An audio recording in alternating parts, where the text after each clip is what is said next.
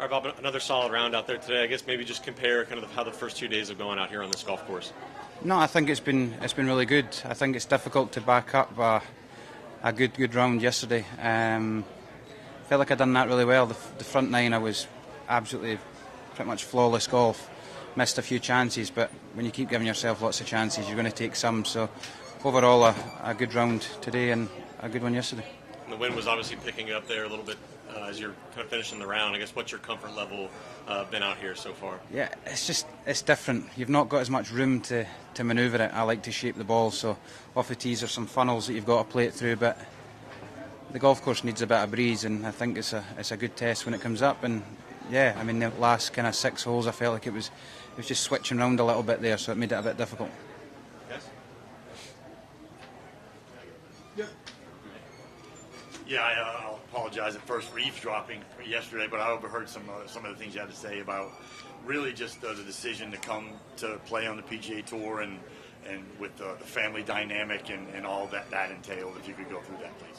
Yeah, it's just, I mean, look, I'm from a small town in the west coast of Scotland that, I mean, a lot of people never leave Oban. I mean, they go on holidays and stuff, but they're born there, they work there, they ultimately die there. And my whole family and friends are there. They're probably always going to be there. And it's just difficult when I come over here.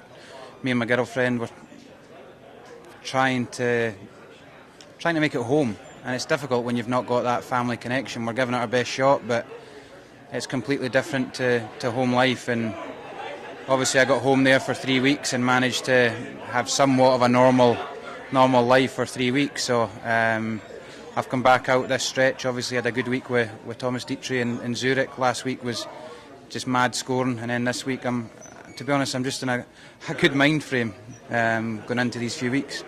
So what is your home life like? I mean, obviously you're traveling a bunch. Where are you living in the U.S., and is it a permanent home? No, it's not a permanent home. We're just, again, it's a trial period. We're trying to test out where home is going to be. Renting a place in Orlando, practicing out of Isleworth. So the facilities are absolutely incredible. I thought that moving to the US was the only way of me achieving my dreams in golf. I don't know if that's the answer. I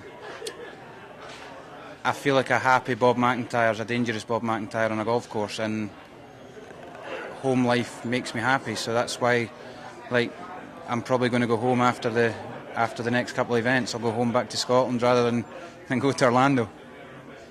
And how long are you committed to playing on the PGA Tour at this point? Are you considering one and done and going back to DP World Tour? I mean, I'm trying to keep my card out here. It's not easy. I've not had the greatest of starts, or I've had an alright start. I've not played the way I've wanted to play, and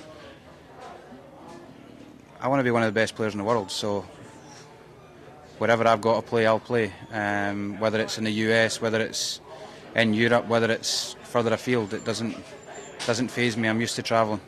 Is that why you came to the US and the PGA Tour, to try to be the best in the world? And how difficult of a decision was it actually to make, to actually pull the trigger? It wasn't a difficult decision. The world ranking points, the financial gain, and the practice facilities. I mean, it can only benefit me if I play good golf, and I can go back to European Tour any time I want. I've obviously got that grace period with the 10 cards that we've got this year, and I've obviously got one in the back pocket from playing Ryder Cup. So, I mean, I'm comfortable. I'm just trying to become one of the best players in the world, and I mean, I don't know what limit I've got in golf. I don't know where my limit is, so I'm just trying my best every day, accept what score I get, and just work harder. And you mentioned the Ryder Cup. Did that fulfill a lifetime goal, essentially, of being a Ryder Cup member, and especially on a victorious team? Exactly. Getting in the team was part of it, but winning it was the main thing, and that was my job, was to go there and win the Ryder Cup. And thankfully I had guys on my side that were wanting to do the same, and we done it. I mean, that's just I think it's every European that plays professional golf that's a dream, and I got to live out a dream, and that's as simple as that.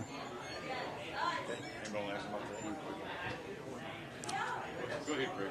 Right there. Robert, I'm just wondering, how does a fella from over in Scotland get to McNeese State, and how does it match up? Here's a guy with a Scottish accent, talking Cajun. There's got to be some fun and games in that. No, it was different. It was different. I remember my first ever class was a public speaking class, and they didn't understand one word when I was doing presentations. So it was a bit different down there, but we play a European Team Championship, which is the main kind of junior event in Europe, where likes a Victor would have played, a lot of the European guys, Ludwig would have played it, and that's where all the college coaches come. That's where the main hub for picking out the European guys to go to a college out here. So the coach in McNeese seen me there and then offered me a great deal, and I thought, well, I wasn't one to go. My mum was like, you'll regret it growing up. You look later back in your life and you go, you never made it in professional golf and you didn't give that a shot, and so we gave it a go, and we lasted a year and a half, but it was a great learning curve. Robert, being from the west coast of Scotland, what's your familiarity with Royal Troon? And I'm sure you have thought about the Open Championship later this year. How far is Oban from Glasgow, for example? Yeah, I mean, because of the way Scotland is, I'm 3-hour drive to Troon. I'm further north, and I've never played Royal Troon in my life, which amazes a lot of people. But I'm sure in the time off that I've got coming up, or I've planned that I've got coming up, I was planning on going down there and playing a couple of rounds. I've got a couple of friends that are there and whatnot, and so I'm looking forward to getting back on links golf. Thank you. Thank you. Final one yesterday, you mentioned it was nice to play with Ryan Fox in the pairing. Just right now, you guys exchange numbers. How does that kind of play into having two nice rounds, someone you're friendly with? No, it's brilliant. Look, it's difficult for all the European guys, all the guys who played in Europe, coming out here this year.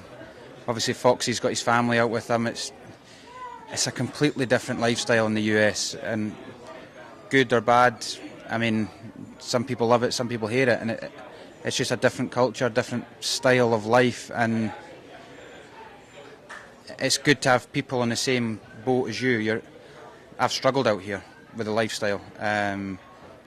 I think the majority of the European guys have struggled since coming out here. It's been so different, but it's good to have guys like playing with Foxy there that really couldn't care less about the golf when we were going around there. We were just having fun, chatting, and out here I feel like there's less.